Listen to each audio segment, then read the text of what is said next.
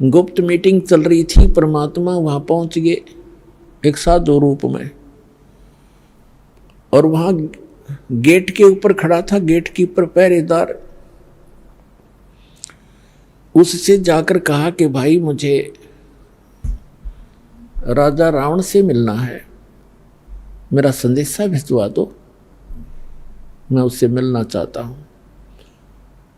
पहरेदार ने कहा कि महाराज ये रावण इतना खतरनाक आदमी है, इतना क्रोधी है, इसने आदेश दे रखा है कि अंदर का संदेश तो बाहर जा सकता है, बाहर का संदेश इस दौरान मेरे पास लेकर आने की आवश्यकता नहीं, तेरा सर कलम कर दूंगा, कत्ल कर दूंगा। तो महाराज मैं विवश हूँ।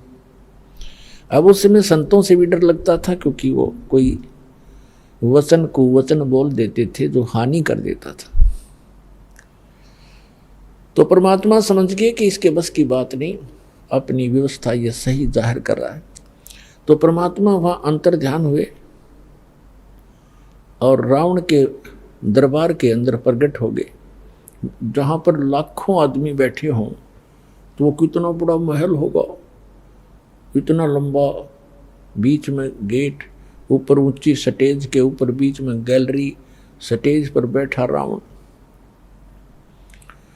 जो ही उसने देखा कि ये आदमी महात्मा अंदर किसने आने दिया, रावण ने आदेश दिया गर्ज के पहरेदार को बुलाओ। उसने कैसे इसको अंदर आने दिया, आज हम गुप्त मीटिंग कर रहे हैं। तब तक परमात्मा निकट आ गए और कहा जी आपके पहरेदार का दोष नहीं, आपके गेट कीपर ने कति मना कर दिया था, और यहां तक कहा था कि अंदर का संदेश बाहर आ सकता है, बाहर का संदेश मैं अंदर नहीं जाने दूंगा, और आपको तो जाने ही नहीं दूंगा।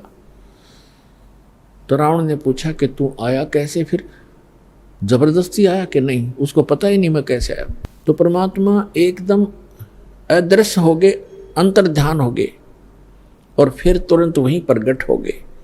तब कहा कि मैं ऐसे आया, उसको नहीं पता, वहां तो मैं अदृश्य हो गया और आपके महल के अंदर राज दरबार में मैं प्रकट हो गया, ऐसे आया। तो रावण ने कहा कि बोल क्या काम आया तू, फिर तेरी खबर लूंगा, तू अंदर आ कैसे गया। परमात्मा ने कहा कि रावण जिस देवी को तू उठाकर लाया है उसको वापस लौटा दे, तेरी इसी में खैर है, और अपनी अक्षमा याचना कर ले, तेरा कुल बच जाएगा, तेरी जान बच जाएगी।